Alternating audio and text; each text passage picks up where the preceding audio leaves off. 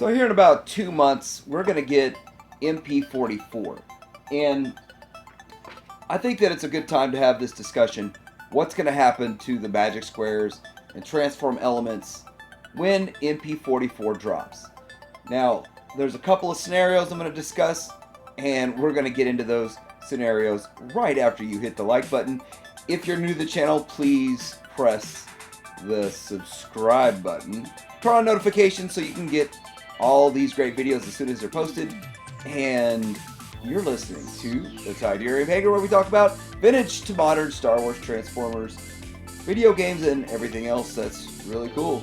So getting right into this, a lot of people are saying that Magic Square or Transform Element looks way better than the MP-44 and for a much more affordable price.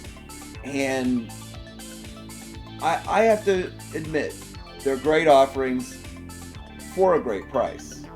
Have we seen a situation such as this where there's an expensive figure coming out from Takara? There are cheaper alternatives, and everybody is trying to, I guess, protect their cheaper alternative or praise their cheaper alternative? Well, yes, there was. There was the MP-36 Megatron. That thing happened.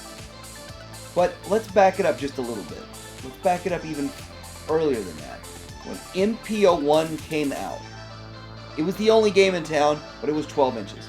Shortly after that, Takara switched to a 9-inch scale and decided, for whatever reason, to ditch 12-inch. That made some collectors happy and some not happy. But then you fast forward a full decade, we got MP-10. And when MP-10 came out, it was the only 9-inch Optimus Prime on the market. Then, fast forward now, which is, what, about 7 years later, we're getting 3.0, the MP-44. And so, we have 3 options already available for Prime on the 9-inch scale on the shelf right now, which we didn't have when MP-01 came out, we didn't have when MP-10 came out. We have MP-10, Magic Square, and Transform Element. And what's going to happen when it drops? Well, let's look at the Megatron debacle. So, when MP-36 came out, it was a $250 figure. And at the time, we hadn't really seen $250 price point on just a 9-inch figure from Takara. Now, we've seen Takara bump up prices on figures that had a trailer like Rodimus or Optimus Prime with his trailer. But we haven't seen just a Megatron, just a figure with some accessories that cost $250. Now, I thought it was too much to spend, so I didn't spend that money. And I had an Apollyon, which I was happy with. Most people were happy with Apollyon. So if you look at this, you've got Make Toys Despotron, DX9's Mitron, and DX Transbot's Apollyon. All were available from, depending on where you get it, as cheap as $130, I think, at some stretches, and up to about $165 if you were paying the highest price for them. So let's just call them $150 in the middle there, and that's about what they were all going for when they first came out. Now, when MP-36 hit, it wiped out the value on all of them for a lot of reasons. So a lot of collectors don't want to have 2 Megatrons in their display. They're not like me. I'd like to have every different version that was made just because I think it's cool. But they want to get rid of it to fund the new one. Well, even if they bought it for $150 and they're selling them for $50, they were all selling for under $100, $50 to $80, depending on which one it was. And it partially helped fund the $50 of the $250 that you're spending on your MP-36. Now, MP-36, great mold, and I don't think any of the third parties truly rival that at all. So what's the difference now with MP-44, Transform Element, Magic Square? We still have MP-10 on the back burner. Well, the difference is you've got 2 truly tuned options.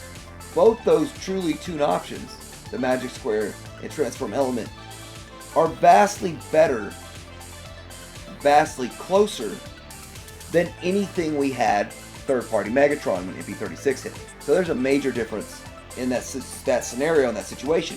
But it doesn't change the fact that MP-44 is going to look more tune accurate, have even more posability. I don't know about with what Magic Square has going on with that extreme waist pivoting, but it probably won't beat that. But that breaks the sculpt big time.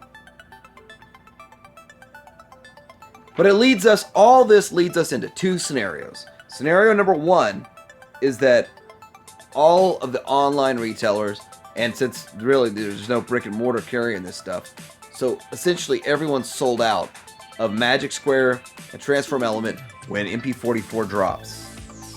Then with that, prices right now you could get either one of those between 115 to 140, depending on where you get them, which is vastly different price ranges. I think the price, if everything's sold out, the price will shoot way up, like $200. So those who say, hey, I'm going to wait for this reviews of MP-44 to see if it's as good as we think it's going to be, and then maybe decide if I'm going to spend $450 or $200. And of course, usually the first run of Takara sells out, so I predict, because the price point is going to take a little longer, but probably January, everything will be sold out of the MP-44. So we know that they're not going to just do a third issue right away, or probably coinciding with the MP-44. So you could, of course, adopt the wait, till next March or April, when maybe another batch of Magic Square or Transform Element come out. And then, of course, the price on MP-44 is going to go up when they sell out. So that's scenario one. Pretty much everything's sold out, and it goes through the roof. But then there's scenario number two, which more mirrors what happened with MP-36, to where Transform Element and Magic Square figures kind of get flooded on the market, on the secondary market, by collectors that are wanting to fund their MP-44 purchase. Which could happen. And I don't know exactly what's going to happen. I don't have a crystal ball, but I'm speculating here. Also, Transform Element and Magic Square could come out saying, oh, they both have another different repaint, or just a reissue of the last repaint, a third run coming out, and announce that, and then everyone looks forward to that chooses not to buy the MP-44. And then, of course, if we flood the market, prices do go down. They do go way down. So I think what's really going to happen is a combination of all of these elements. We're going to see a lot of people wanting to put their Transform Element and Magic Square up for sale. Once you see that, the prices on those go down a bit.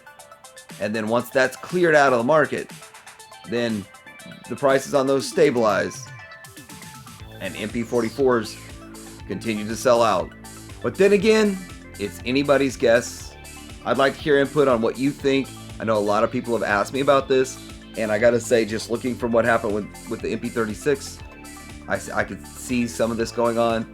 And looking what happened with MP-10, MP-10 went to $300, but that's because there were no other options. Feel free to chime in, like, subscribe.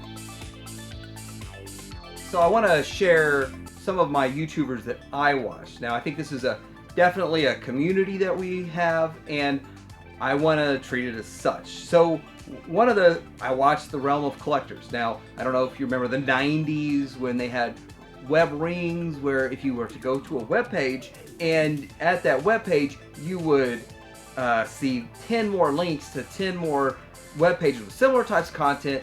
And I really feel like we are a community here on YouTube, especially when we're talking about similar things. So other Transformer ones would be, so we have Deluxe Baldwin, and he's great. Now, he's working on about to crack his 2,000 subscribers. He's excited about that. I wish him well. He's a really nice guy. I've done a live stream with him already. He does that 30 minutes. He does floor time. Check him out if you have not already. Another one is Magnus Deacon, who's had a presence on YouTube for like 7 years, but is really just now getting into Transformers and now is building a base. He's made a series of videos for beginners, and since he's only been collecting for a year, I think that is a great way to talk about new collector issues. And someone who's dealing with it or has dealt with it from their perspective, that is awesome. So check out Magnus Deacon if you have not. Next, T-Man 978. T-Man 978 actually is a big up-and-comer, and he does toy hunts. People love his toy hunts, but he is personally the most proud of his transformation sequences being perfect, ironing out every single detail. And so he's a great resource for that. I would say I'm not the best resource for displaying the transformations. I'm working on it, but nowhere near the level of T-Man 978.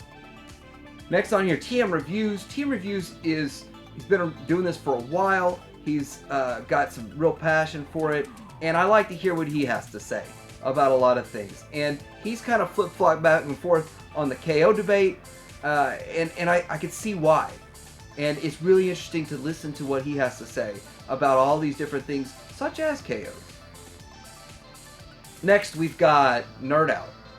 Nerd Out is just fun to watch. Now, they're not just Transformers, which I like, actually. I like such a variety of different lines of toys and everything that Nerd Out just talks about all of it at once. And these two guys sit on their couch with their R2-D2 pillow and just chat. And it's fun to watch. So if you haven't checked Nerd Out with a K, let me know. And of course, I did a video on my 1,000 subscriber special that has my top 5 in it.